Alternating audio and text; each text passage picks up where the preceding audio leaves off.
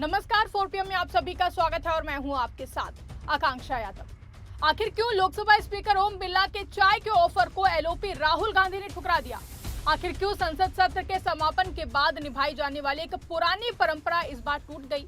और क्या इसके पीछे सिर्फ चाय का न्योता ठुकराना नहीं बल्कि पूरे मॉनसून सत्र की राजनीति का संदेश छिपा हुआ है? दोस्तों, आखिरकार संसद का मॉनसून सत्र खत्म हो गया है और सत्र के आखिरी दिन संसद के अंदर जो तस्वीरें सामने आई हैं उसने पूरी राजनीतिक कहानी को एक अलग ही रंग दे दिया है। एक तरफ प्रधानमंत्री नरेंद्र मोदी और केंद्रीय गृह मंत्री अमित शाह संसद में नजर आए हैं, तो वहीं दूसरी तरफ राहुल गांधी बेहद ही आत्मविश्वास के साथ सत्ता पक्ष के सामने खड़े दिखाई दिए। चेहरे पर कोई डर नहीं बल्कि एक अलग तरीके का कॉन्फिडेंस राहुल गांधी के चेहरे पर नजर आ रहा था। अब सवाल यह है कि आखिर इस कॉन्फिडेंस के पीछे की कहानी क्या है? तो संसद का आखिरी दिन वैसे भी काफी ज्यादा खास होता है। आखिरी दिन इस सदन की कार्रवाई कुछ ही मिनट चलती है और वंदे मातरम के बाद सदन को अनिश्चित काल के लिए स्थगित कर दिया जाता है। लेकिन इस बार आखिरी दिन इसलिए भी चर्चा में रहा क्योंकि पूरे सत्र में विपक्ष जिस प्रधानमंत्री और गृह मंत्री की मौजूदगी को लेकर के सवाल उठाता रहा, आखिरकार दोनों को सदन में आना ही पड़ा और इसी दौरान राहुल गांधी की तस्वीरें सामने आई। असली कहानी यहीं से शुरू होती है। दरअसल हर संसद सत्र के खत्म होने के बाद लोकसभा स्पीकर ओम बिरला की तरफ से सत्ता पक्ष और विपक्ष के नेताओं को चाय पर बुलाने की परंपरा रही है। इसका मकसद ये होता है कि पूरे सत्र में चाहे कितनी भी तीखी बहस हुई हो, कितने भी राजनीतिक आरोप लगे हों, लेकिन सत्र के अंत में सभी नेता एक साथ बैठते हैं और माहौल को थोड़ा सहज बनाया जाए। इसके लिए इस चाय की बैठक का आयोजन किया जाता है, यानी कि मतभेद रहे लेकिन मनभेद ना हो। कभी राहुल गांधी इस कार्यक्रम में जाते हैं, कभी प्रियंका गांधी भी शामिल होती हैं और दूसरे दलों के नेता भी इसमें हिस्सा लेते हैं। लेकिन इस बार तस्वीर बदल गई। खबर सामने आई कि ओम बिरला के चाय के न्योते को विपक्ष ने स्वीकार ही नहीं किया और लोकसभा में विपक्ष के नेता राहुल गांधी हैं। जाहिर है कि इतना बड़ा फैसला विपक्षी नेताओं के बीच बातचीत के बाद ही लिया गया होगा। अब सवाल यह है कि आखिर ऐसा क्या हुआ कि सालों से चली आ रही इस परंपरा को भी इस बार विपक्ष ने ठुकरा दिया? क्या ये सिर्फ चाय का न्योता ठुकराना है या फिर सरकार को दिया गया एक मैसेज है?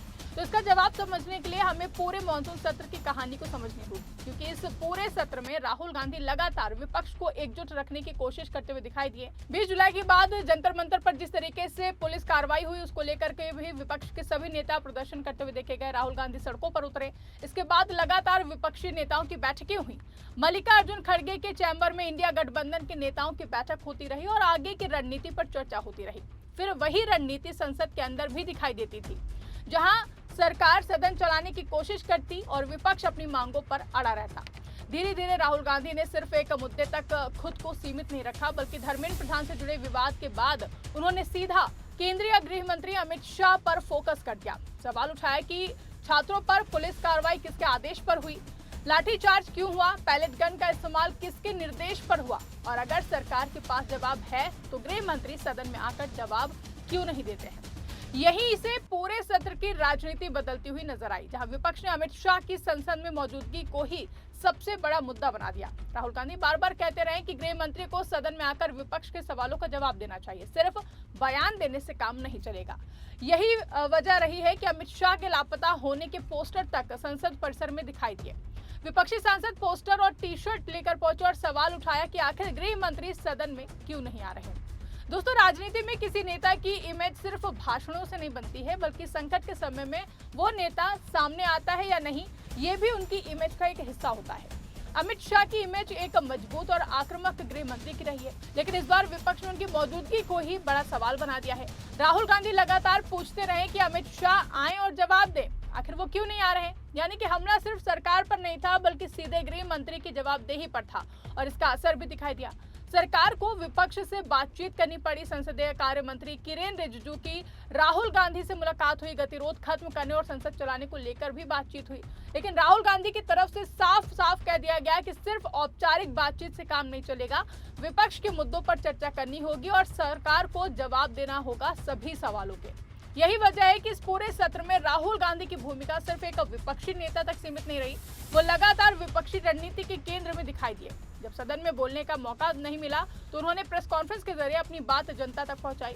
छात्रों के साथ प्रेस कॉन्फ्रेंस हुई, पुलिस कार्रवाई पर सवाल उठाए गए, जो घायल छात्रों की बात थी उसको लेकर भी उन्होंने बातचीत की और यानी कि सभी मुद्दे को संसद के अंदर बंद नहीं रहने दिया राहुल गांधी ने, बल्कि उसे मीडिया और सोशल मीडिया तक भी उन्होंने पहुंचाया।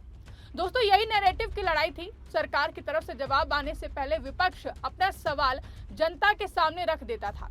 राहुल गांधी लगातार प्रेस कॉन्फ्रेंस करते रहे और सरकार पर जवाब देने का दबाव बनाते रहे। इसी वजह से इस पूरे सत्र में राहुल गांधी पहले से ज्यादा सक्रिय और आक्रामक नजर आए। लेकिन कहानी यही खत्म नहीं होती है। सरकार की तरफ से कोशिश हुई कि विपक्षी एकता को कमजोर किया जाए।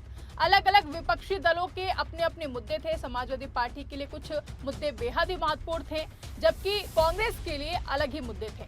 लेकिन राहुल गांधी ने कोशिश की कि इन मतभेदों के बावजूद विपक्ष की एकता बनी रहे। यही वजह है कि पूरे सत्र में विपक्ष कई मुद्दों पर साथ दिखाई दिया। बाहर हमने देखे कई बार हंगामा हुआ, उन लोगों ने काफी ज्यादा विरोध प्रदर्शन भी किया। और अब वापस आइए ओम बिरला की चाय पर। पूरे सत्र में विपक्ष सरकार से जवाब मांगता रहा। गृह मंत्री की मौजूदगी को लेकर सवाल उठते रहे। संसद में गतिरोध रहा। ऐसे में सत्र खत्म होते ही चाय की मेज पर बैठ जाना शायद उस राजनीतिक संदेश को कमजोर कर सकता था जिसे विपक्ष पूरे सत्र में जनता तक पहुंचा रहा था। इसलिए चाय का न्योता ठुकराना एक राजनीतिक फैसला भी माना जा सकता है। विपक्ष शायद ये संदेश देना चाहता है कि सिर्फ परंपरा निभाने के लिए वो अपने सवालों से पीछे हटने वाला बिल्कुल भी नहीं है। अगर सरकार और विपक्ष के बीच में मतभेद है तो उनका समाधान भी जवाबदेही और बातचीत से होना चाहिए। और दोस्तों, आखिरी दिन की तस्वीर को एक बार फिर से याद कीजिए। पूरे सत्र में विपक्ष अमित शाह को सदन में बुलाने की मांग करता रहा। राहुल गांधी लगातार सवाल उठाते रहे। सरकार पर दबाव बनाया गया और आखिरकार आखिरी दिन प्रधानमंत्री नरेंद्र मोदी और केंद्रीय गृह मंत्री अमित शाह सदन में नजर आए। सामने राहुल गांधी खड़े थे और उनके चेहरे पर आत्मविश्वास साफ तौर पर दिखाई दे रहा था। तो क्या ये कहना गलत होगा कि राहुल गांधी के लिए ये मानसून सत्र राजनीतिक तौर पर काफी ज्यादा महत्वपूर्ण रहा है?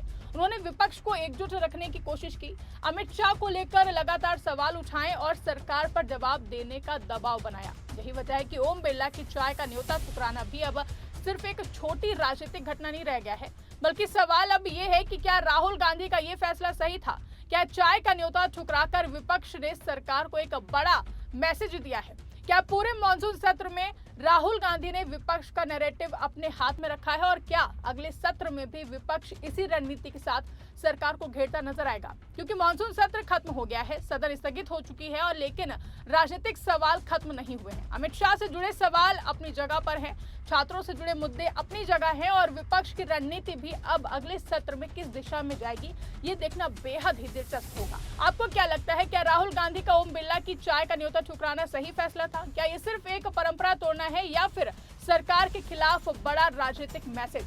जो भी आप सोचते हैं, जो भी आपकी राय है, कमेंट करके हमें जरूर बताइएगा। फिलहाल के लिए इस खबर में बस इतना ही। अगर खबर पसंद आई हो तो इसको ज्यादा से ज्यादा लाइक करें, शेयर करें, चैनल को सब्सक्राइब करना ना भूलें और देखते रहिए 4PM न्यूज नेटवर्क।